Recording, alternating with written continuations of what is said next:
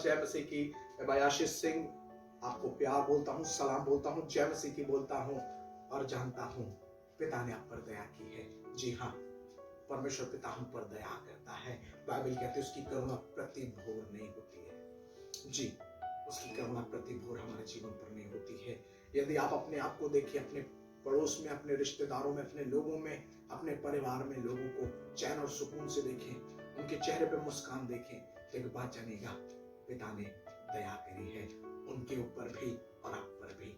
मैं आज बात करने जा रहा हूँ सहायता के लिए। आज दुनिया में बहुत से लोग परेशान हैं, बहुत से लोग निराश हैं, बहुत से लोग दुखी हैं और कई बार दुख दूसरों को बताने से दुख कम नहीं होता। जी, हम कई बार अपना दुख दुनिया को बताते हैं, कभी कोई नहीं समझेगा। जिसको दुख बताना है ना, वो है हमारा स्वर्ग का परमेश्वर पिता। आप उसको दुख बताएंगे, वो दुख पर ना हंसेगा ना मुस्कुराएगा, लेकिन आपको योग्य बना देगा। आप उस दुख से पार कर जाएंगे। मैं बात करने जा रहा हूँ आज दाऊद के कलाम से। जी, भजन संहिता में दाऊद कुछ इस प्रकार से कहता है। भजन संहिता 142 अध्याय, Psalms 142 चैप्टर वर्स 1 ऑनवर्ड्स। इसमें लिखा हुआ है, सहायता के लिए प्रार्थना। मैं यहोवा की दुहाई देता, मैं यहोवा से गिड़गिड़ाता हूँ। मैं अपने शोक की बातें उससे खोलकर कहता, मैं अपना संकट उसके आगे प्रकट करता हूँ। कई बार हम अपनी बातें दूसरों से खोल के कह देते हैं, लेकिन लोग मजाक उड़ाते हैं। लेकिन अपनी बातें जब हम परमेश्वर पिता से कहते हैं, वो हम पर अनुग्रह करता है और हमें योग्य बनाता है कि हम उसकी महिमा करें।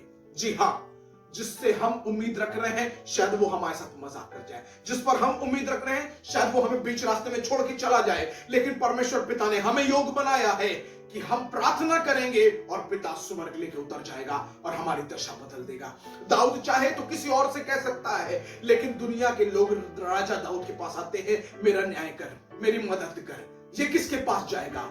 इसको मालूम है मैं किसी और के पास नहीं जाऊंगा, मैं अपने परमेश्वर पिता के पास जाऊंगा, जिसने मुझे चुना है, जिसने मुझे बुलाया है और मेरा अभिषेक किया है कि मैं उसकी महिमा करूं। आपको उत्साहित करने के लिए बोल रहा हूं। आपको सहायता चाहिए तो सहायता देने वाला अंदर है, यीशु आपके अंदर रहता है। बाइबल कहती है तुम उसका जीवते मंदिर हो, परमेश्वर पिता तुम में वास करता है, उसका आत्मा तुम में रहता है। जी, वो आप में रहता है। यदि आप प्रार्थना करें और विश्वास करें, पिता आप मेरी मदद करें, मेरी बुद्धि को खोले, मेरे कानों को खोले, मैं आपकी सुन सकूं, निश्चय आप उसकी सुन सकेंगे और संकट में अति सहज से मिलने वाला। बाइबल बताती है भजन संहिता में, संकट में अति सहज से, आपको मेहनत करने की जरूरत नहीं है, सिर्फ प्रार्थना करने की जरूरत है। अति सहज से, बिना मेहनत के परमेश्वर पिता उपलब्ध है। बाइबल कहती है अति सहज से मिलने वाला है। वो दया करने वाला है, वो अनुग्रह करने वाला है, वो क्षमा करने वाला है और वो जीवन देने वाला है। यदि आप निराशाओं में हैं, यदि आप चिंतित हैं, यदि आपको लग रहा है क्या मेरी जिंदगी में ऐसे ही जीवन बीतेगा, क्या मेरी जिंदगी में दुख बना रहेगा, क्या मैं ऐसे ही परेशान रहूंगा, क्या मैं ऐसे ही निराशा में रहूंगा, क्या ये बीमारी मेरी जिंदगी खत्म कर देगी, क्या ये समस्याएं मुझे परमेश्वर पिता से दूर लेके चली जाएंगी? नहीं, आज आपके पास खुशखबरी लेके आया हूं। पिता की, परमेश्वर पिता की योजना आपके लिए भली है।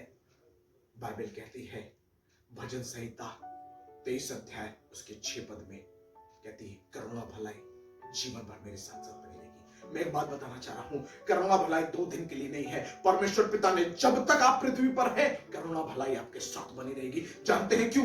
क्योंकि वो करुणा भलाई करने वाला आप में रहता है।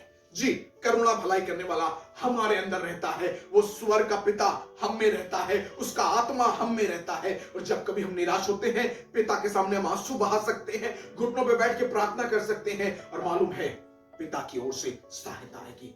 पिता उपाय करेगा, पिता मदद करेगा, पिता अपनी महिमा को प्रकट करेगा। एक गवाही से आपको आशीषित करना चाहता हूं। अभी कुछ देर पहले मैं एक पास्टर से, एक प्रभु के सेवक से मिलके आ रहा हूं।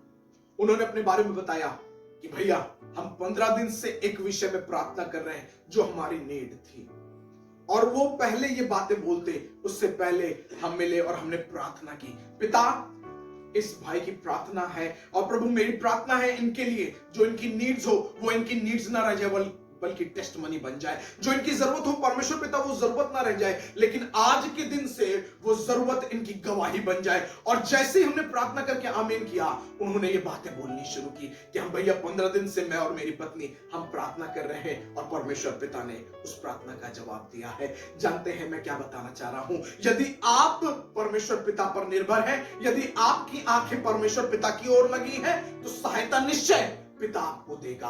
और जब वो सहायता देगा, कोई सहायता बंद नहीं कर पाएगा। जी, तो मैं बस यही कहना चाहता हूं, परमेश्वर पिता पर निर्भर होना शुरू करिए, उसकी महिमा करिए, आराधना करिए। हम पिता को धन्यवाद देंगे। छोटी प्रार्थना के बाद हम समाप्त करने पर हैं। धन्यवाद स्वर्ग के पिता आपकी दया, आपके अनुग्रह के लिए। हमें मालूम है पिता, आपने कहा है कि तुम आपके हम चुने हुए हैं।